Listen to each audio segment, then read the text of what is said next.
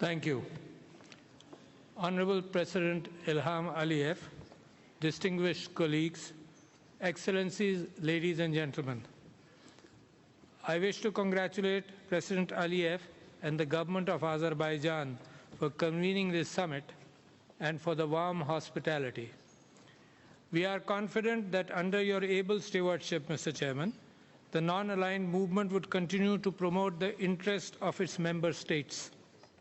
We assure you of our full support.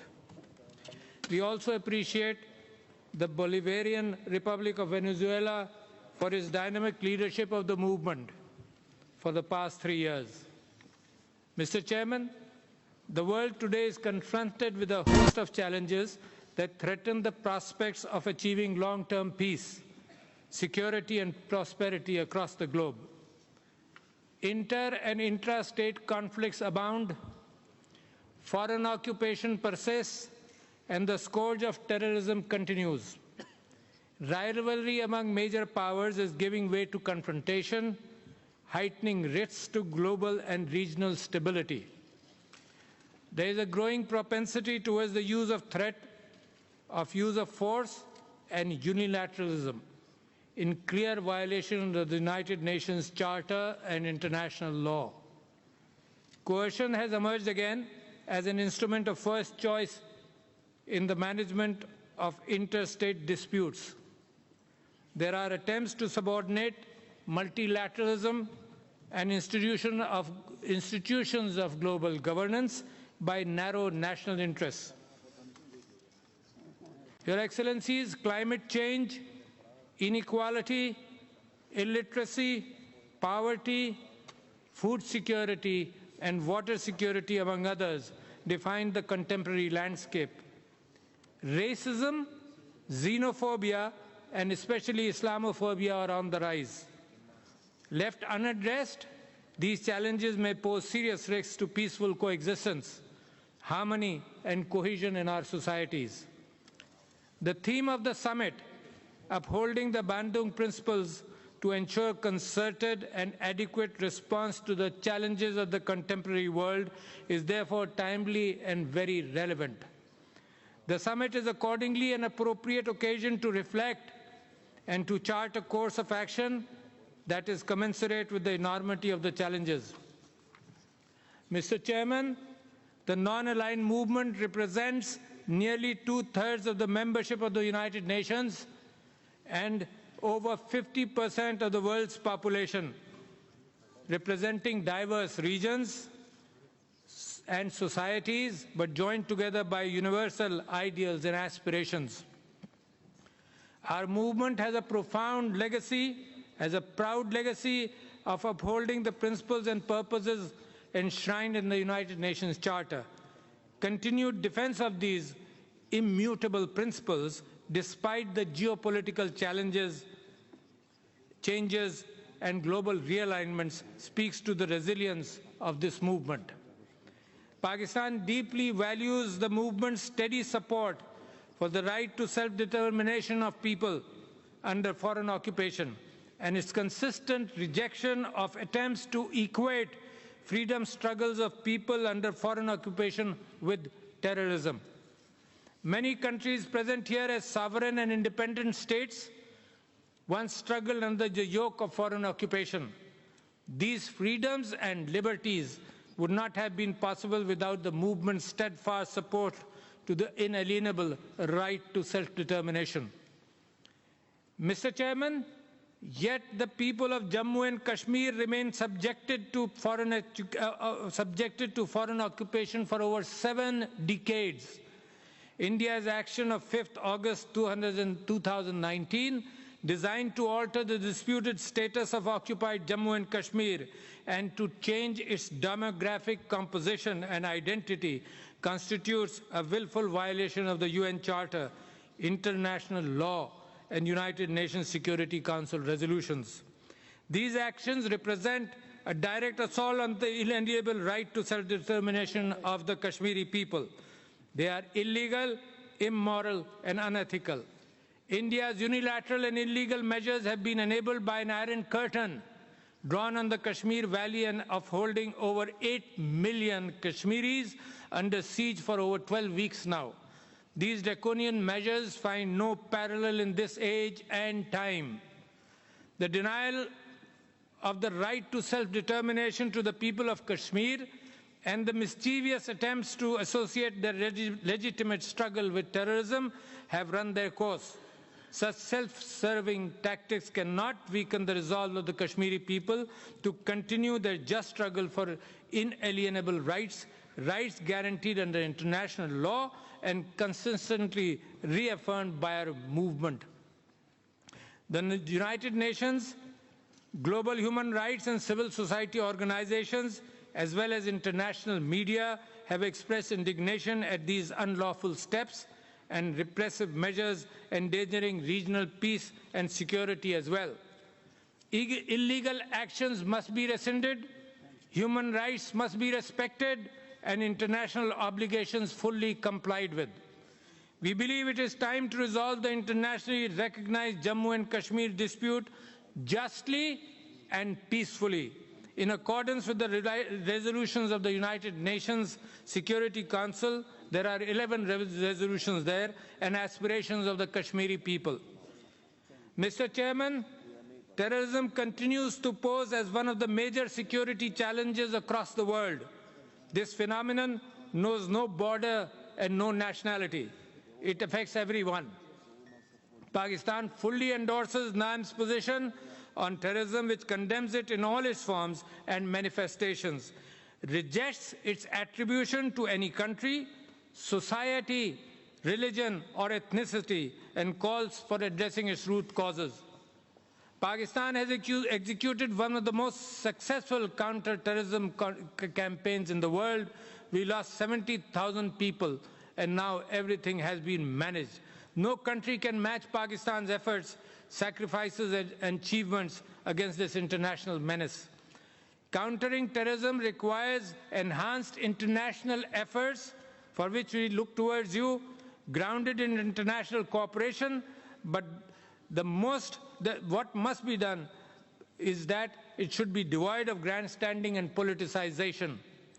We must also earnestly address the root causes of this phenomenon. Principal among those include foreign occupation and continued denial of fundamental human rights, in particular to the right of self-determination.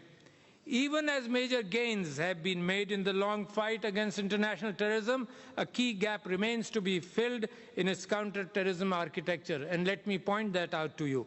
The exclusive focus of the current UN sanctions regime on Al-Daesh, Al-Qaeda, and their affiliates leaves a growing number of individuals and organizations from the present scope of UN sanctions that have carried out acts of terrorism. Urgent work is needed to hold these individuals and entities accountable under international law. Mr. Chairman, one of our greatest challenges is climate change. Pakistan's contributions to global greenhouse gases emissions is less than 1% per capita.